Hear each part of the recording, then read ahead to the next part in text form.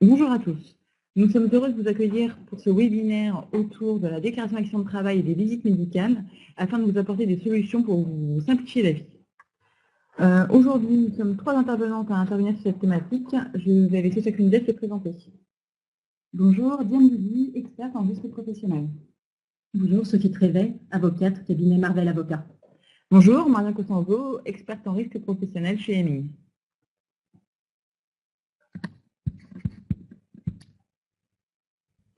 Nous allons aborder différents points successivement, à savoir le contexte autour des risques professionnels et plus particulièrement de la phase déclarative d'accident de travail et des visites médicales.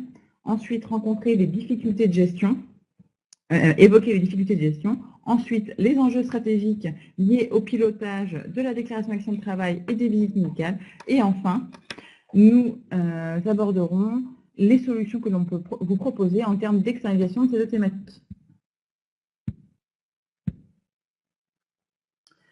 Lorsque l'on aborde la question du contexte, nous vous présentons quelques chiffres qui sont d'abord le nombre de salariés en France soumis à de la surveillance médicale. Donc, nous avons 16 millions de salariés en France soumis à cette surveillance médicale pour 250 centres de santé au travail et environ 5000 médecins du travail. Sur les déclarations d'accidents du travail, nous avons 1,2 million d'accidents déclarés en 2016 et un taux de reconnaissance des AT déclarés de 93%. On constate aujourd'hui qu'on a un délai médian d'instruction à AT de 7 jours, ce qui montre que cela peut aller très vite. C'est pour ça que c'est stratégique d'être mobilisé le plus tôt possible si vous voulez faire valoir vos droits auprès des questionnaires d'assurance maladie.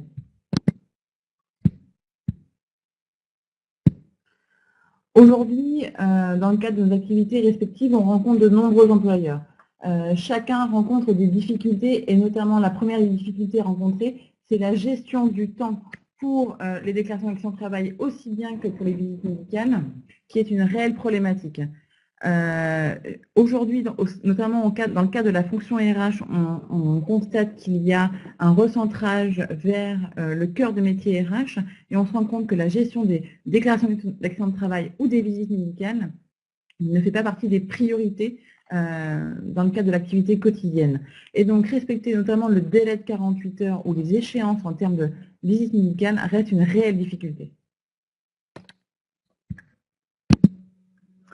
Il s'agit d'autant plus une difficulté que sur le sujet des visites médicales, le contexte est complexe puisque des nouvelles périodicités sont intervenues avec la loi travail, avec son article 102 qui est relatif à la modernisation des services de santé au travail.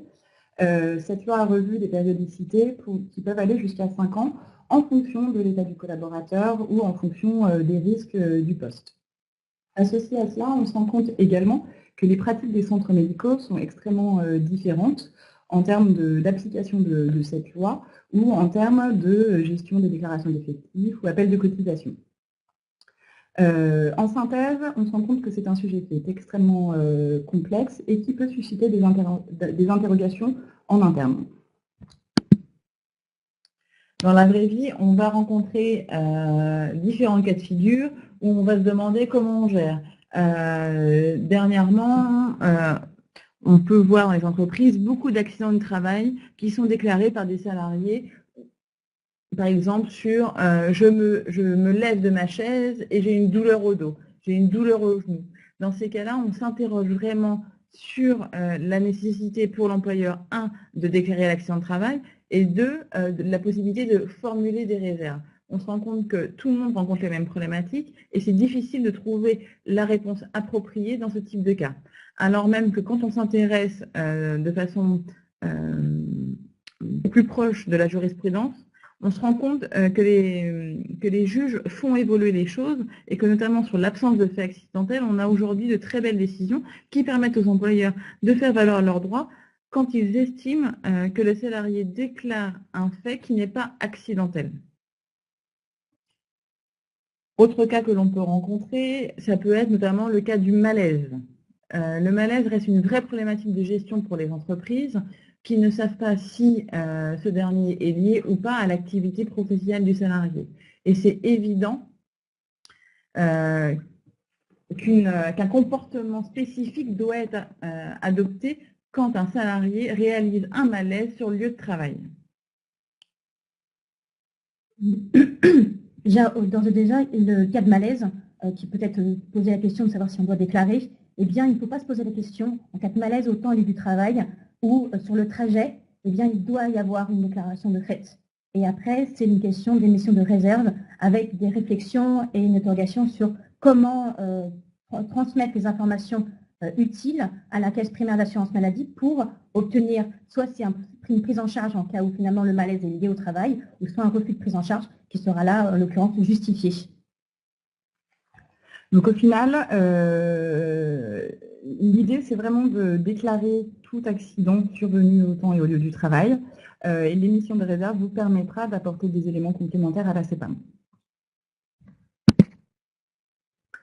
On se rend compte qu'aujourd'hui, pour bien gérer en interne, c'est vraiment une démarche à mettre en place pour être efficace. On se rend compte dans les organisations que l'on peut rencontrer au quotidien que bien souvent le process déclaratif n'est pas quelque chose qui a été, on va dire, réfléchi avant de le mettre en place. Alors qu'on se rend compte que la première chose à faire, c'est de connaître l'organisation en interne pour avoir une gestion de la phase déclarative performante. Il faut savoir ce qui se passe du recueil des faits au moment de la déclaration de l'accident, car le recueil des faits est vraiment une étape stratégique, jusqu'à la réception du courrier final de la Caisse primaire d'assurance maladie indiquant la prise en charge ou le refus de prise en charge. Et donc, aller identifier quels sont les différents acteurs et quels sont leurs rôles à chaque étape est vraiment important pour bien gérer en interne.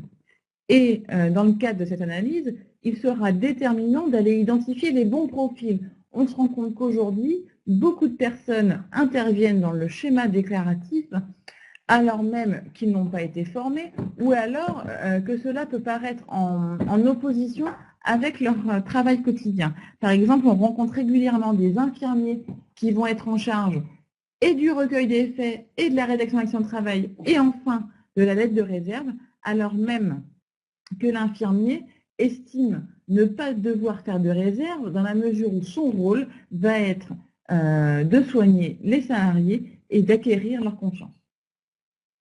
Ensuite, pour être performant dans le cadre du process déclaratif, ou alors pour être performant dans la gestion des visites médicales, c'est important d'être à jour de l'ensemble des dispositions récentes ou de l'ensemble de la jurisprudence récente. Et on se rend compte aussi bien du côté visite médicale avec le dispositif de la loi El Khomri, où c'est quand même compliqué aujourd'hui de savoir quand et comment je dois faire diligenter une visite médicale, et du côté déclaration d'action de travail, de savoir aujourd'hui quels sont les moyens à ma disposition pour formuler des réserves efficaces. Enfin, pour être efficace quand on veut gérer en interne, le pilotage est vraiment stratégique. Aller évaluer la performance des actions entreprises est quelque chose qui vous permettra, éventuellement de dégager du budget supplémentaire pour avoir une ressource qui vous permettra de faire des réserves, ou d'aller consulter les pièces par exemple, ou de prendre tous les rendez-vous auprès des centres de services médicaux, centres de services de santé, ou bien encore d'aller ensuite présenter les résultats relatifs à votre activité quotidienne auprès de votre direction générale.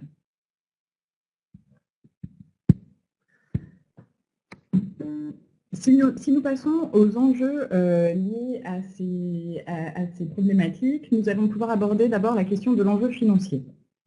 Le fait de ne pas déclarer, l'importance d'une déclaration d'accident du travail va se répercuter, notamment pour vous, employeurs, sur votre taux de cotisation AT-MP, puisque dès lors qu'une prise en charge interviendra, et à condition d'avoir une première consultation médicale, le dossier sera imputé sur votre compte employeur et vous pourrez voir les jours d'arrêt de travail défiler sur ce compte employeur. À la lumière des coûts moyens pour 2018, qui permettent de constater que les coûts ont augmenté en moyenne de 19% entre 2012 et 2018, on peut se dire qu'il est important de piloter la phase déclarative et ensuite de piloter les arrêts de travail pour gérer au mieux ces cotisations AT-MP. Sur la partie visite médicale, en fonction du nombre de collaborateurs, de la taille de l'entreprise.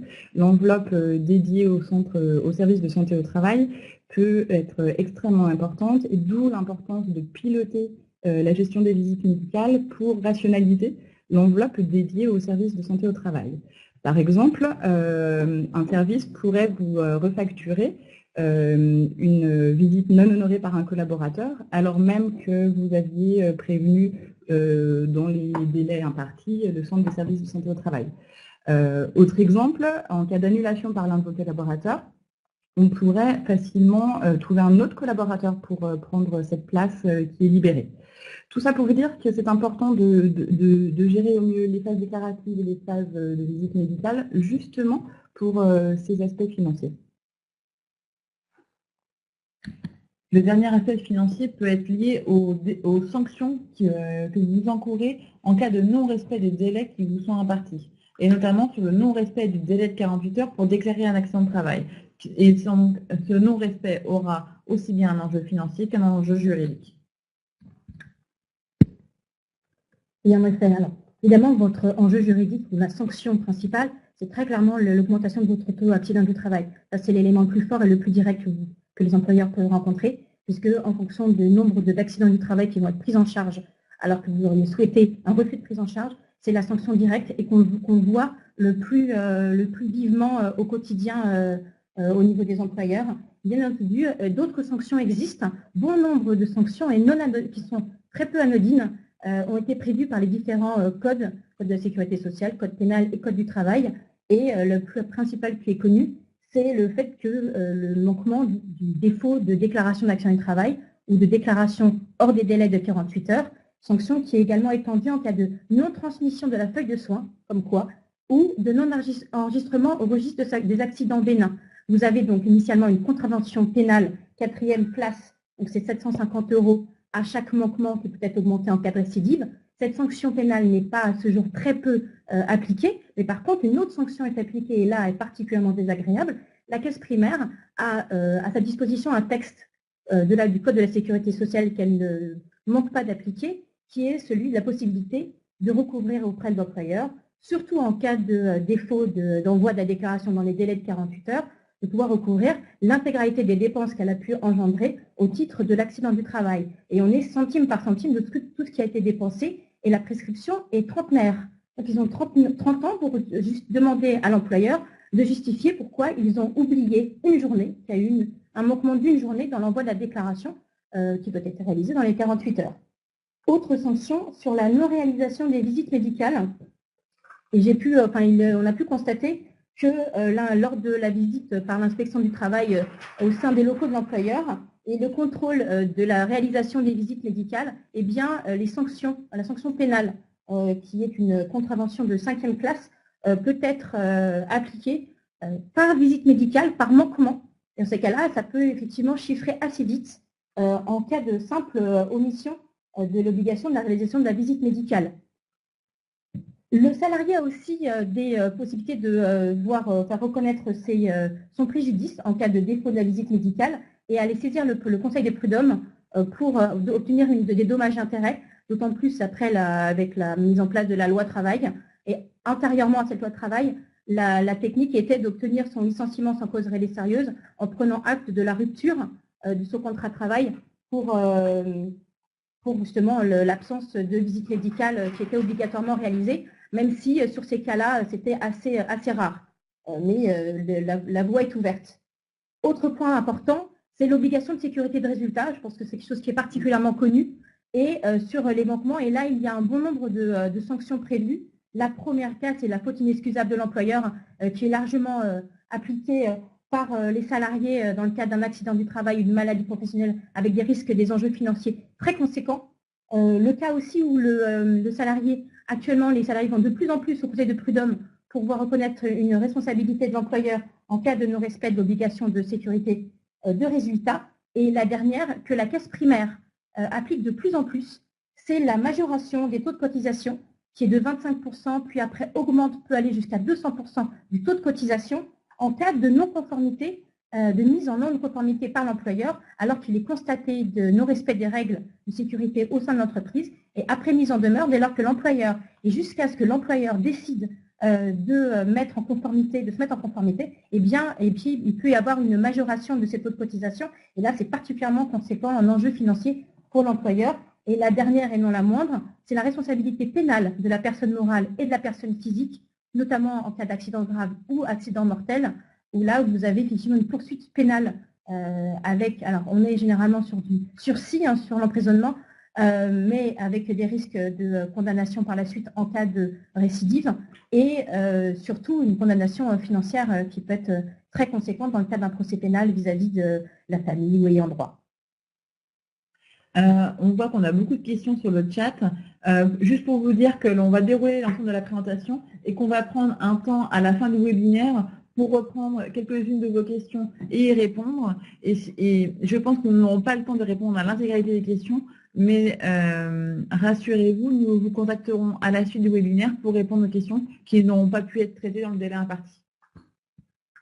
Si on poursuit sur la notion des enjeux, la notion des enjeux humains reste vraiment une problématique importante au niveau de la gestion des visites médicales ou bien encore de la déclaration d'accident de travail, car il est évident que pour avoir une entreprise performante, l'engagement des collaborateurs est vraiment la clé. Il est important pour vos salariés de sentir son employeur impliqué et investi aussi bien dans la gestion des déclarations d'accident de travail et donc dans la prévention des risques professionnels que sur le pilotage des visites médicales et donc du suivi de la santé et du bien-être au travail de ses collaborateurs. Et lorsque l'on parle d'enjeux humains, on peut aborder la question de l'enjeu de notoriété, puisqu'en fait, vous le savez, les salariés d'une entreprise à l'autre se parlent et peuvent véhiculer des informations d'une société à l'autre. Par ailleurs, vous savez aussi que l'actualité, que les médias sont friands de sujets relatifs à d'éventuelles fautes commises ou à des accidents graves. Et donc, ça peut aussi avoir un impact sur votre image. Enfin, évidemment, lorsque vous allez être désorganisé parce que vous avez eu un accident de travail et un salarié absent, ça va avoir des impacts sur votre production. Sur votre production et aussi sur l'image que peuvent avoir vos clients ou les personnes à qui vous délivrez une prestation, dans la mesure où certainement que la qualité de la prestation sera amoindrie au regard de la désorganisation du service.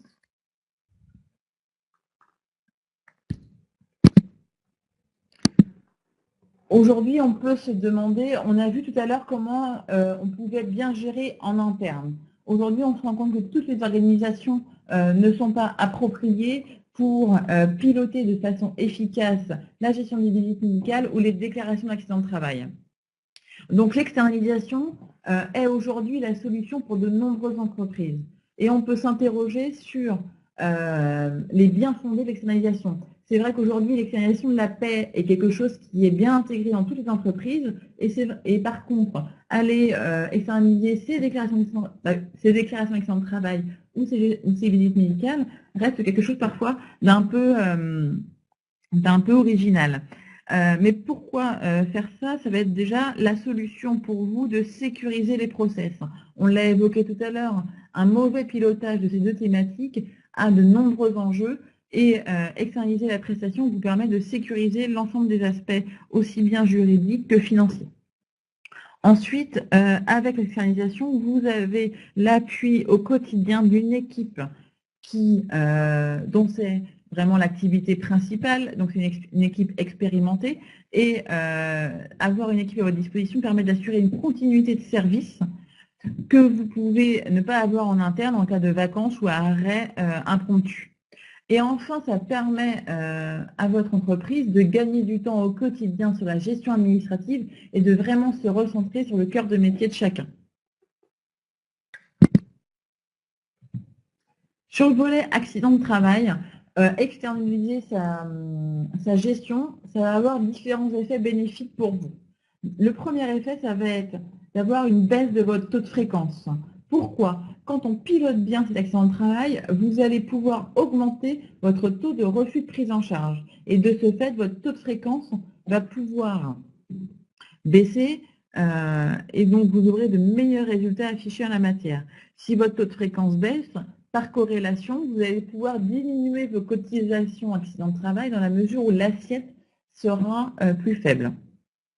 Ensuite, en externalisant la gestion des déclarations d'accident de travail, nous allons pouvoir recentrer les acteurs opérationnels sur leur cœur de métier. Par exemple, aujourd'hui, il est plus important pour nous que vos collaborateurs puissent s'interroger sur l'origine et la cause de l'accident de travail plutôt que se pencher sur les aspects administratifs du CERFA, la déclaration.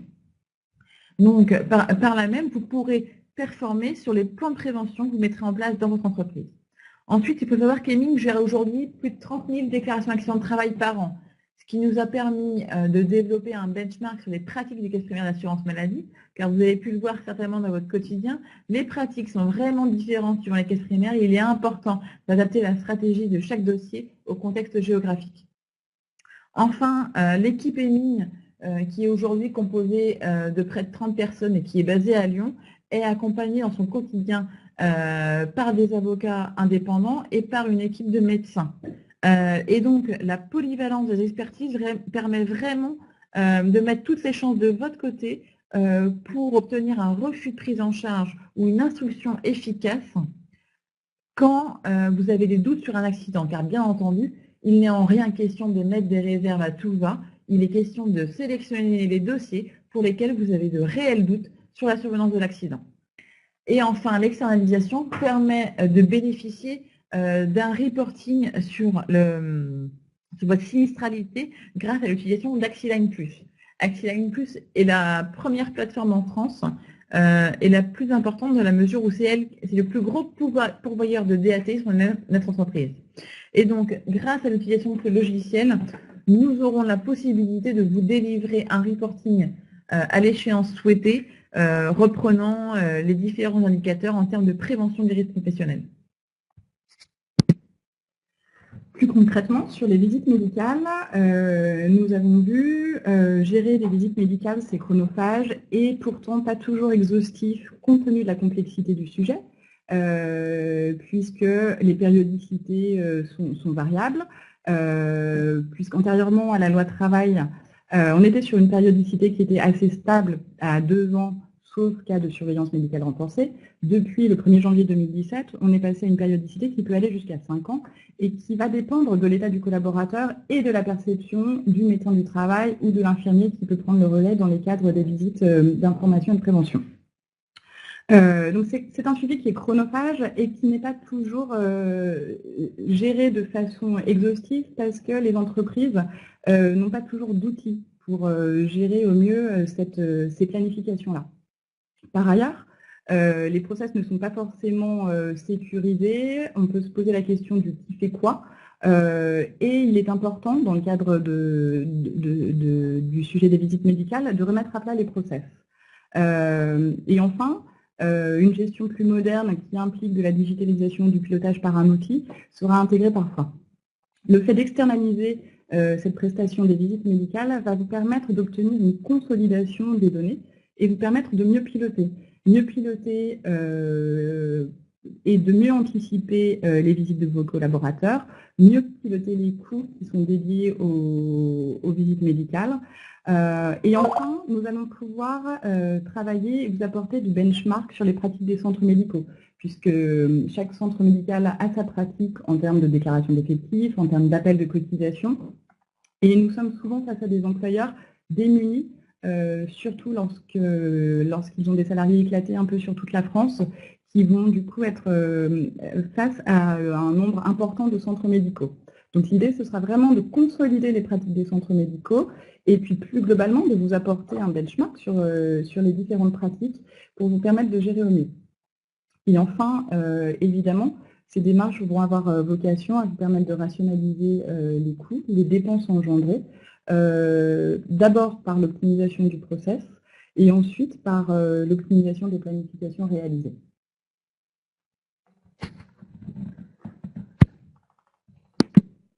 Avant de répondre à l'ensemble de vos questions qui sont fort intéressantes, dans le support qui vous sera transmis à l'issue de la présentation, nous vous invitons aussi à aller consulter, par exemple, un de nos webinaires précédents, notamment sur les motifs de réserve. On a beaucoup de questions sur ce thème. Vous pourrez trouver un exposé sur cette thématique animé par un de nos experts et également un avocat pour trouver vos réponses. Si on prend une des questions qui nous a été posée, notamment autour des visites médicales, la notion de délai est vraiment très importante, et notamment le délai au niveau de la visite d'embauche. Oui, en effet, dans le cadre des visites d'embauche, en fait, la loi récemment adoptée est précise, en tout cas sur les notions de délai, et va être en fait variable en fonction du statut du collaborateur concerné. Donc sur des cas simples, nous serons sur des visites d'information et de prévention qui peuvent avoir lieu dans les 3 mois suivant l'embauche. Et dans les cas plus complexes, comme des travailleurs à risque ou des travailleurs exposés à des rayons ionisants par exemple, nous serons soit sur des visites avant affectation, soit sur, alors en ce qui concerne les travailleurs de nuit, les travailleurs de moins de 18 ans par exemple, soit sur des visites à réaliser dans les 3 mois, mais avec des modalités adaptées et dans le cadre d'un protocole écrit par le médecin du travail. Nous avons également beaucoup de questions autour de l'obligation de déclaration de l'employeur. Donc c'est vrai que Maître Trevel exposait tout à l'heure, vous avez une obligation de déclarer tout fait accidentel qui vous est rapporté. Et notamment, on a une question sur le point de savoir qu'est-ce qui se passe si le salarié ne donne aucun élément.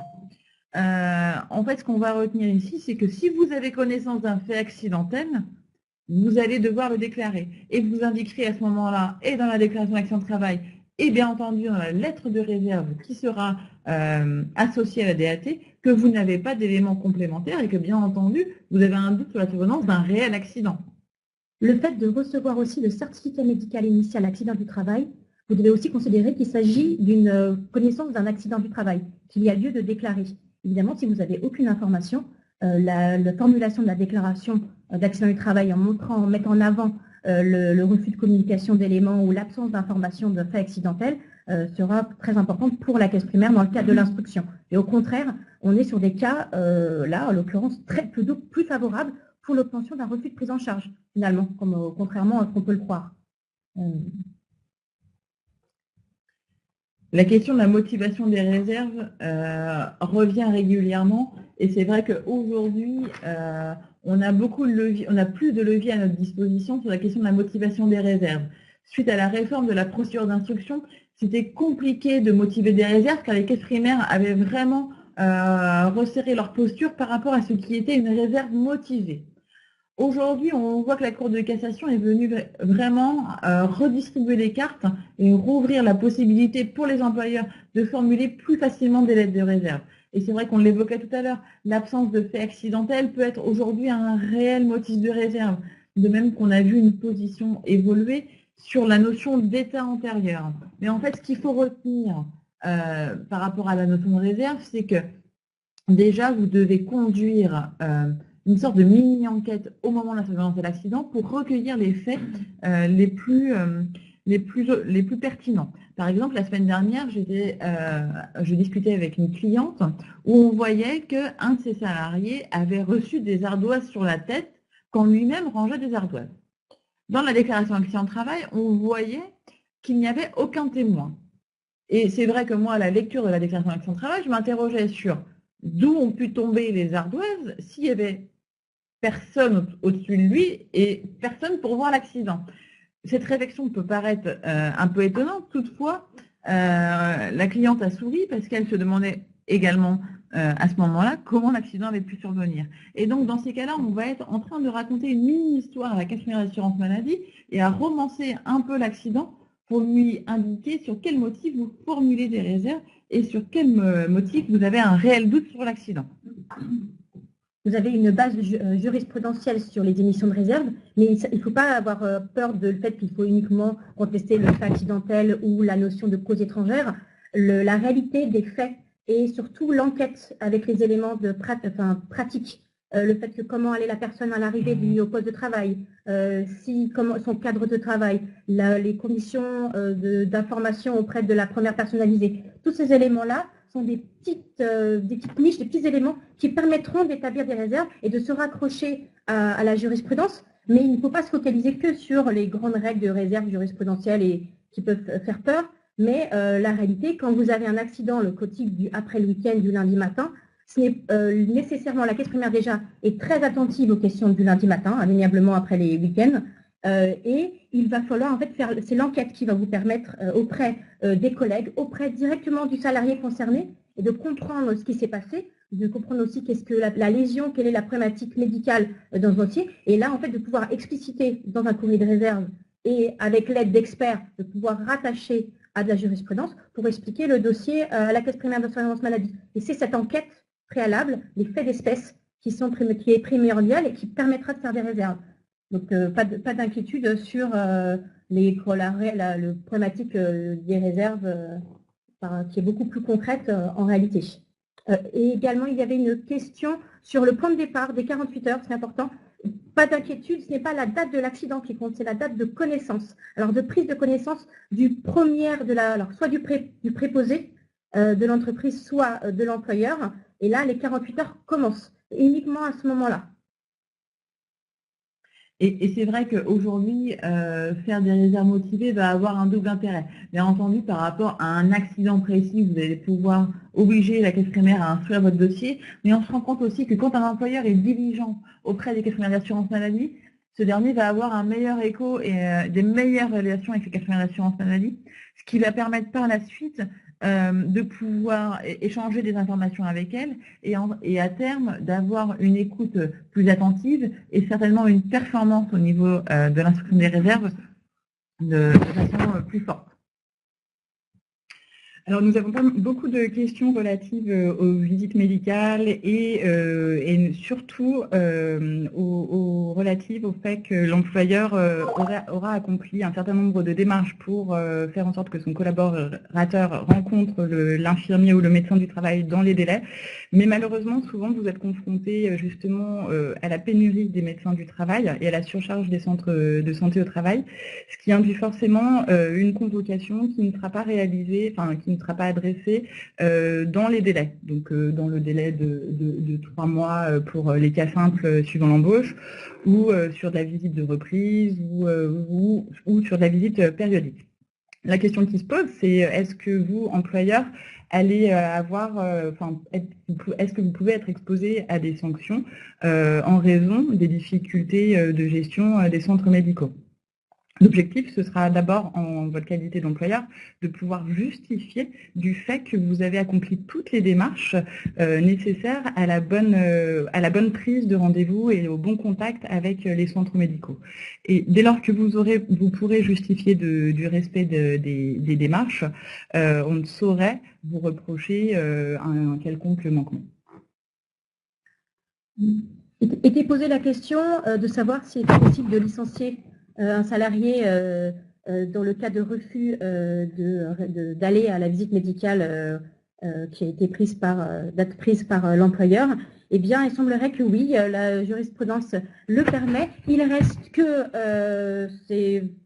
faudrait mieux, alors outre qu'il serait bien d'avoir justifié au préalable de toutes les modalités de recherche et de faire en sorte que le salarié se soit rendu à la visite médicale préalablement à toute sanction pouvant aller jusqu'au licenciement, que c'est bien dommage et les risques de prud'homme derrière sont assez importants. Donc ce serait un peu dommage de s'engager sur cette voie-là. Et le reste que si le refus est justifié, eh bien ça se retournera contre l'employeur qui a procédé au licenciement et il vaut mieux rechercher tout moyen de faire réaliser la visite médicale, que si le personne est de nuit, de voir dans le cadre de médecine du travail qui se déplacent par des camions sur des sites, de trouver des techniques, de changer, de trouver un moyen de permettre que le salarié puisse, puisque c'est en principe pendant ses heures de travail, donc il puisse travailler de jour, de trouver des moyens parce que c'est peu facilement entendu au Conseil des prud'hommes que la personne soit licenciée sur ce seul motif.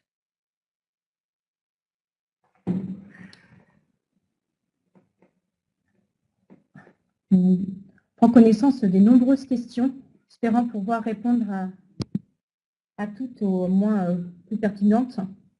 Il y avait une question tout à l'heure sur savoir si quand la connaissance de l'accident est réalisée par le préposé ou par la personne de la RH qui déclarait, eh bien c'est la personne qui gère les déclarations d'accident de travail, donc votre gestionnaire RH, c'est la particularité, il n'y a pas de particularité.